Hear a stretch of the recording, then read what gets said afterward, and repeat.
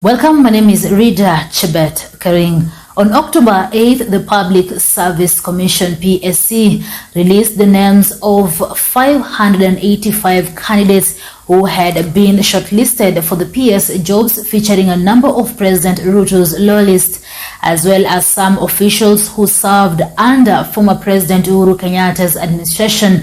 Conspicuously missing, however, was a group of applicants who had earlier sailed through the first stage of applications and saw their names forwarded to the head of state for consideration.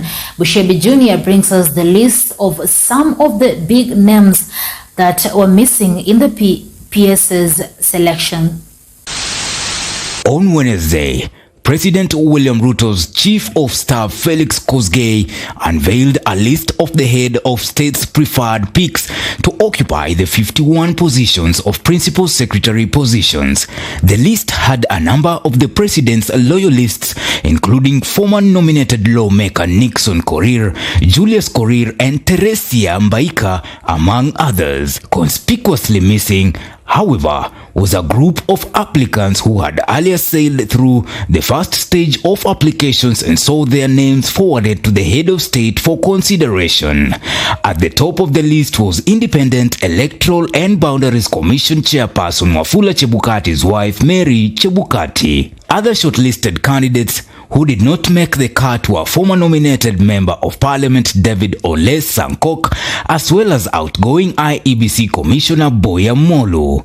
The head of state also turned his back on principal secretaries who had served under the fourth President Uhuru Kenyatta that sought to retain their positions. They included Esther Koimet of Broadcasting and Telecommunications, Peter Kaberia of Industrialization, Julius Juan of Education, Saitoti Torome of Planning, and Nelson Marwa of Social Protection. Others were Margaret Mwakimu of TVET and Fred Sigor of Wildlife.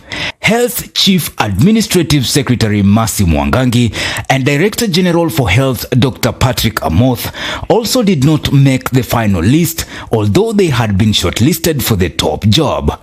Belio Kipsang, who served as the PS for Regional and Northern Corridor Development, as well as Charles Hinga, who was in the Housing Department, were the only two PSs from Uhuru regime that were retained. Other Ruto loyalists who were missing on the final appointment list were Isaac Mwaura, former nominated senator, Chris Wamalwa, who contested for the Trans Nzoia gubernatorial seat but lost, former Narok Governor Samuel Tunai, and Daystar University Vice Chancellor Laban Ayiro. In total, 585 candidates were shortlisted for the top jobs and subjected to an interview process in mid-October. For Maisha Prime, Maisha Television, I'm Bushebi Jr.